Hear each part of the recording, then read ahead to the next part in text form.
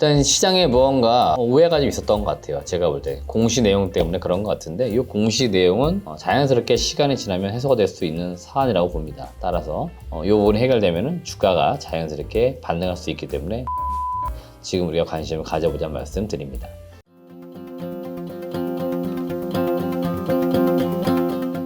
안녕하세요, 반갑습니다. 그로스 리서치 이재모입니다. 저희 그로스 리서치에서는 여러분들의 투자 수익을 위해서 직접 발로 뛴 기업 탐방에 대한 정보를 제공해드리고 있습니다.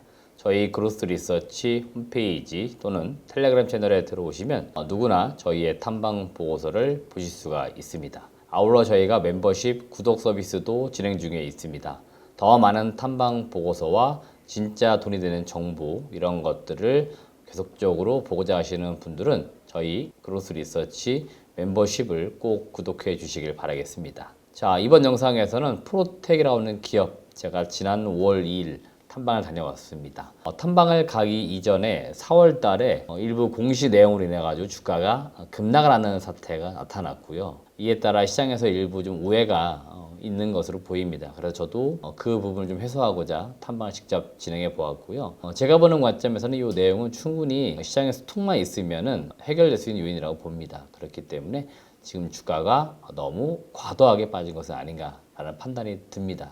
이에 따라서 다시 주가가 대반등해서 나올 수 있기 때문에 지금 주가가 저점에 있는 이 시점에 한번 우리가 이 기업에 대해서 한번 알아보자는 말씀 드립니다.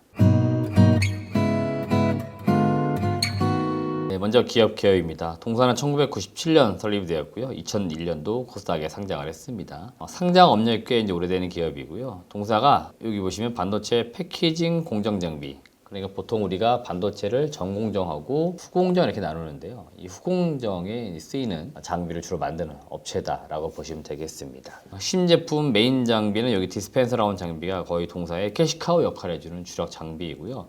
최근에 장비를 좀 다각화, 다변화시키려고 하고 있습니다. 그래서 장비군도 조금씩 더 넓혀가고 있는 단계다라고 보시면 되겠습니다. 네, 먼저 디스펜서 장비에 대해서 좀 알아보도록 하겠습니다. 이 장비는 앞서 말씀드렸지만 동사의 캐시카우 역할을 해주는 장비입니다. 지금 뭐 거의 대부분의 매출이 여기서 나온다라고 보고, 그리고 시장에서 프로텍 하면 이 디스펜서 장비를 계속적으로 이야기를 합니다. 그만큼 동사에게 매우 중요한 장비고요. 동사가 1998년도에 국내에선 처음으로 국산화에 성공을 했고요. 국내 삼성전자, SK하이닉스, LG전자, 그리고 반도체 후공정에서는 ASE, 스태츠칩, 암코 이런 쪽으로 많이 공급을 했습니다. 그래서 레퍼런스를 가지고 있고요. 이 디스펜서 장비는 후공정 패키징 공정에서 일정 용액을 정밀하게 분사하는 그런 장비라고 합니다. 그래서 후공정 패키징 공정 과정에서 칩의 접착이나 보호 시 신뢰성 향상에 기여하는 장비다라고 보시면 되겠습니다.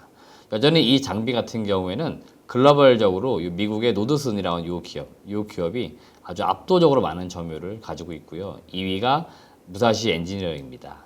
그러니까 과거 1960년대, 70년대 잘 보시면 반도체 이 업황이 시작된 곳이 바로 미국하고 일본 쪽입니다. 그렇기 때문에 당연히 이와 연관되어 있는 장비군들도 대부분 다 외산 쪽에서 더 많이 발전이 되어 있습니다. 그런 와중에 국내 반도체 시장도 커지고, 그리고 국내에서 장비 같은 것도 국산화 이런 니즈가 계속 불어오면서 조금씩 장비들이 개발되고 있고, 디스펜서 장비는 프로텍이 그나마 좀 빨리 개발해가지고 국산화시킨 장비다라고 보시면 되겠습니다. 동사 입장에서는 이 장비가 반도체 시장에 많이 쓰일 때가 있고요. 스마트폰 시장에도 많이 쓰일 때가 있다고 합니다. 그래서 스마트폰 쪽이 시장이 좋을 때는 이쪽에서 매출이 많이 나오고, 반도체 쪽이 많이 투자되면은 반도체 쪽에서 매출이 많이 나오고, 이런 식으로 일부 이제 전방 시장에 따라서 매출에 좀 편차가 발생되는 부분도 있다라고 보시면 되겠고요.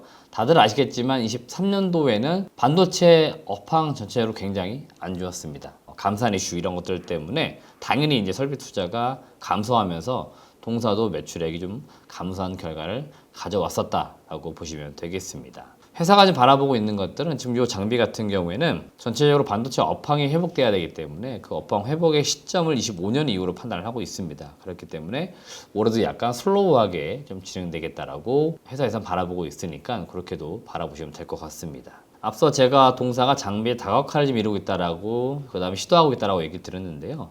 동사도 이걸 다 잘 알고 있습니다. 왜냐면은 이 디스펜서 장비가 매출의 기여도가 굉장히 크죠.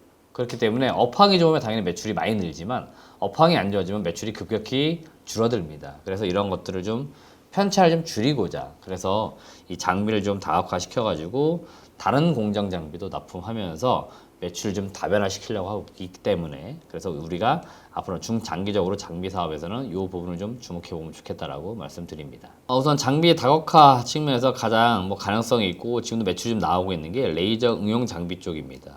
이 레이저 장비도 여러 가지가 있는데요. 그 중에서 레이저 리플로우 장비 이게 그나마 좀 매출이 일부 나오고 있다라고 보시면 될 것 같아요. 이거는 반도체 후공정에서 기판 위에 레이저를 그러니까 쏘는 거죠. 쏴가지고 발생하는 열 에너지로 솔더볼을 기판에 접합시키는 장비입니다. 반도체 칩이 계속적으로 미세화되고 얇아지면서 기존에 많이 쓰이고 있는 게 매스 리플로우라는 장비인데요. 이거는 천천히 열이 서서히 올라가면서 뭔가 굳히는 이런 형태의 장비라고 보시면 되겠고, 레이저를 이용하는 쪽은 좀 짧은 시간 내에 레이저를 쏴줘가지고 어떤 원하는 효과를 얻어내는 거죠. 그래서 대체로 기술적으로 봤을 때는 이 레이저 쪽이 좀 뛰어난 것처럼 보이지만 안정성 측면에서는 역시나 이 매스 리플러 장비가 더 뛰어납니다. 그렇기 때문에 여전히 이쪽 시장에서는 이 매스 리플러 장비가 더 많이 쓰이고 있고요. 기술이 개발되면서 이 레이저를 좀 활용해가지고 접합시키는 이런 것들을 계속적으로 연구해 왔었는데 일부 이제 장비들이 조금씩 납품되고 있는 단계다라고 보시면 되겠습니다. 동사 같은 경우에도 2016년도에 첫 매출 10억에 나왔고요. 그 이후로 매출이 꾸준히 올라왔습니다. 2022년도 120원까지 매출액이 올라왔는데 23년도 전방시장 감산 이런 이슈 때문에 이쪽 장비 시장도 좀 매출이 꺾였습니다. 그래서 지금은 일단 24년도에 반도체 업황이 좀 회복되면서 매출이 회복되기를 기대하고 있는 시점이다라고 보시면 되겠고요. 이 레이저 응용 장비도 여러 가지가 있을 수 있는데 지금 이 본딩 공정에도 쓰일 수 있다 이런 점들이 좀 최근에 부각이 된 겁니다. 그래서 이 HBM 이런 쪽이 좀 많이 시장에서 주목을 받으면서 이 본딩 공정에 좀 특화되어 있는 장비군들이 또는 가능성 있는 기업들 주가가 많이 올랐던 이제 경우가 있었는데 프로텍도 요 즈음 해가지고 주가가 많이 올랐었다라고 보시면 되겠습니다. 그래서 동사 같은 경우에는 레이저 응용 장비가 본딩 공정에도 쓰일 수 있다. 요 점 때문에 주목을 받은 거고 고객사 요청으로 21년도부터 장비는 개발을 시작을 했고요. 지금 24년도 초에 대만의 고객사 제가 추정을 하기로는 대만의 고객사는 암코로 보입니다. 이쪽에 지금 데모 장비를 납품을 완료한 상태입니다. 실제로 이 데모 장비 같은 경우에는 이제 암코, 그 다음에 파운드리 업체는 TSMC 같아요. TSMC 이렇게 함께 지금 진행을 하고 있는 거고요. 이 반도체 공정으로 보면은 비메모리 반도체 업체에 납품하는 것이 더 현실적이다라고 회사는 이야기를 하고 있습니다. 지금 대표로 본딩 공정 장비 국내에서는 한미반도체 이런 기업이 지금 SK 하이닉스 메모리 반도체에 특화돼 가지고 납품이 되고 있기 때문에 시장에서는 이 레이저를 활용한 본딩 장비가 이 메모리 반도체에 들어갔으면 하는 HBM에 들어갔으면 하는 바람이 있겠지만 실제로 한미 반도체가 지금 납품하는 것들은 양산 과정에 들어가고 있고요. 프로텍을 비롯한 다른 후보군들의 업체들은 대부분 다 개발 단계에 지금 장비가 들어가고 있는 겁니다. 그렇기 때문에 전반 고객사로 놓고 볼 때는 당장 이 장비를 생산 라인에 깔아가지고 뭔가 제품을 만들어내야 되는데 연구개발단에 쓰이는 장비를 넣을 수는 없습니다. 그렇기 때문에 실제로 이 장비를 지금 납품하는 것들은 현실적으로 불가능하다 이렇게 보시면 되겠고요. 다만 미래지향적으로 봤을 때 기술이 있기 때문에 일단은 비메모리 반도체 쪽에서 레퍼런스를 좀 쌓고 이러한 것들을 메모리 쪽에도 적용시킬 수 있다. 그럴 경우에는 이 장비의 쓰임새가 확 늘어날 수 있기 때문에 그런 점들을 시장에서는 주목하고 있는 겁니다. 그래서 최근에 반도체 장비 쪽은 실제로 뭔가 매출이 나오느냐 수주가 나오느냐 여기보다는 기술이 있느냐 없느냐 여기에 더 초점을 두고 지금 기업 가치를 매기고 있기 때문에 본딩 공정에도 레이저 장비가 일부 쓸 수 있지 않을까라는 그런 기대감들이 많이 반영되었던 거다라고 보시면 되겠습니다. 기타 장비로는 지금 동사가 몇 개 기업들이 인수하면서 장비를 또 넓히고 있기도 합니다. 요거는 지금 미나미라고 하는 자회사가 영위하고 있는 장비인데요. 마이크로 SBM, 솔더볼 마운트라고도 부르기도 하는데 요거는 일본 업체가 대부분 장악하고 있는 장비라고 하는데요. 동사가 나름 이제 국산화 시켜가지고 키우려고 하고 있고 해당 장비가 지금 한 100억에서 200억 정도 매출을 발생을 일부 시키고 있습니다. 그래서 여기에서도 매출을 좀 키우면서 좀 장비의 어떤 매출을 다변화시키려고 꾸준히 하고 있다라고 보시면 되겠습니다. 제가 앞서 서두에 4월 달에 동사 주가가 이제 급락을 하면서 최근에 계속적으로 하락세다라고 말씀을 드렸는데요. 이 공시권 때문에 시장에서 일부 좀 오해가 있었던 것은 아닌가라고 개인적으로는 판단이 됩니다. 우선 공시 내용에도 다 이 내용은 이미 적혀 있습니다. 우선 해당 회계 처리 이슈는 2017년도와 2018년도에 발생된 사건이고요. 이에 따라서 2022년도 4월 달에 증권선물위원회에서 이렇게 해라라고 좀 지시를 했습니다. 그리고 이게 조치가 다 끝난 상태입니다. 그래서 실제로 프로텍 2024년도 재무제표 상태에서는 이게 다 이미 반영이 되어 있는 겁니다. 그렇기 때문에 무언가 새로운 회계 이슈는 아니다라고 결론을 먼저 말씀드리는 거예요. 그렇기 때문에 이게 제가 볼 때 시장에서 오해를 하고 있는 부분이다라고 말씀을 드리는 거고요. 공시에도 이렇게 써놨습니다. 해당 건으로 인해 가지고 재무제표에 미치는 영향은 없다라고 해놨는데도 시장에서는 이 제목만 놓고 보았을 때는 무언가 회계 처리 이슈가 지금 발생이 됐구나 하는 오해를 좀 받은 것 같아요. 그렇기 때문에 주가가 빠진 것으로 보입니다. 그래서 이 부분은 어느 정도 시간이 조금 이렇게 지나면서 해결될 수 있는 요인이다라고 봅니다. 그러니까 시장은 지금 오해를 한 상태이고 이 오해가 풀리려면 결국 재무제표에 별다른 문제가 없다는 것들을 보여줘야 되겠죠. 빠르면 이게 2분기, 3분기 이렇게 될 수 있습니다. 이게 4월 달에 공시가 됐기 때문에 당장 2분기부터 발생된 이슈라고 놓고 보면은 회계상 별 문제가 없으면 당연히 이 요건은 아무것도 아니라는 게 확인이 되겠죠. 그렇기 때문에 지금 시장은 너무 과도하게 오해를 하고 있다. 이렇게 좀 말씀을 드리고 싶습니다. 올해 실적 전망을 좀 보도록 하겠는데요. 지금 보시면 매출액은 한 1,500억, 영업이익은 한 150억 정도 전망을 해봅니다.